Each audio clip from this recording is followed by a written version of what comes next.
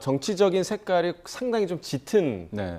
그런 세력 아니겠습니까? 그러니까 그 부분에 대해서 경계하는 분위기에 대해서는 좀 어떻게 좀 보세요? 그러니까 저는 그렇습니다. 그 부정선거를 주장하는 분들 굉장히 뭐 외계인처럼 아니면 다른 사람이라고 딱 폄훼하는 거 이 자체도 저는 동의하지 않습니다. 다만 부정선거를 주장함으로써 인해서 민주주의의 어떤 가치나 그랬던 걸 훼손하고 그걸 실질적으로 어떤 물리적인 충돌까지 하는 부분에 대해서는 전 반대하지만 이분들 또한 우리가 너무나 뭐 극우나 부정선거 음모론자다 딱 규정을 프레임을 소위 말해서 정해서 이분들을 볼 필요는 없다고 보고 있고요.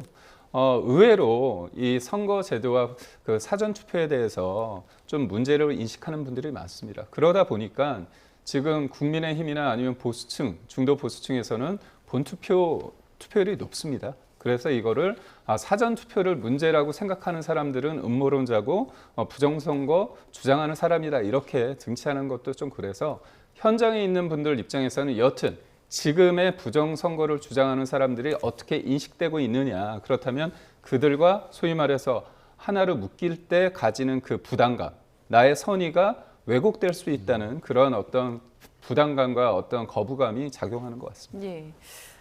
어제 이재명 대통령도 SNS를 통해서 이제 검경 합동 수사를 지시를 했는데 앞서도 이제 잠깐 언급을 해주셨지만 지금 이 사태가 선관위의 어떤 셀프 자정으로는 절대 바로잡을 수 없다라고 보는 거죠. 그렇습니다. 지금 선관위가 이게 처음 이런 실수가 나온 건 아니지 않습니까? 그렇죠. 지난 22년도에 뭐 소쿠리 투표, 또 23년도에 선관위 뭐 직원들 채용과 관련돼서 뭐 선관위 직원이 무슨 음서제냐 뭐 이런 얘기들도 있었고 그래서 결국 그 당시에도 중앙선관위원장이 대국민 사과까지 하는 상황들이 있었음에도 불구하고 그때마다 그냥 임시 방편으로 저희가 자체 개혁안을 강도 높게 준비하겠습니다라고 했습니다만 결과적으로 이 선관위의 부실적 관리 이 부분만 더 드러난 것 아니냐. 그렇다면 이제 뭔가 이 선관위 자체에다가만 맡겨둘 수 있는 상황은 지나지 않았을까. 그래서 외부에서 늘 상시, 견제, 감시가 필요하다라는 부분,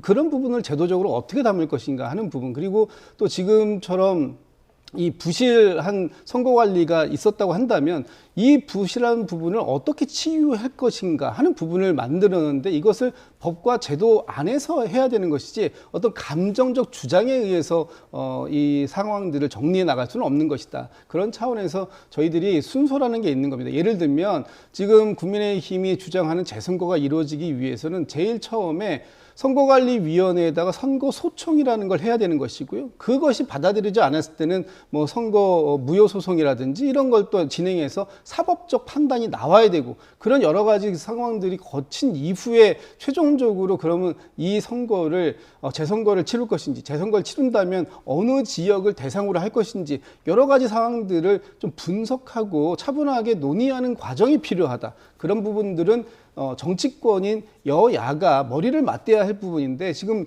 국민의힘 안에서도 상당히 다른 목소리들이 나오고 심지어는 오늘 뭐 국민의힘의 또 일부 인사께서는 이건 선거 무효에 해당되니 그 실제 선거에 참여했었던 무효와 관련된 사람들은 뭐 접수해달라 이런 또 뭐 물론 안내까지도 했다고 합니다. 그렇다면 지금의 국민의힘이 먼저 이 그 분노한 이 2030 청년들의 민심에 올라타서 정치적인 이득을 얻으려고 할 것이 아니라 이 민심들을 이런 갈등들을 조정하는 조정자의 역할 그것이 정치의 본령이다. 이쪽에 집중해 주십사 하는 말씀을 좀 다시 한번 드리고 싶습니다. 네.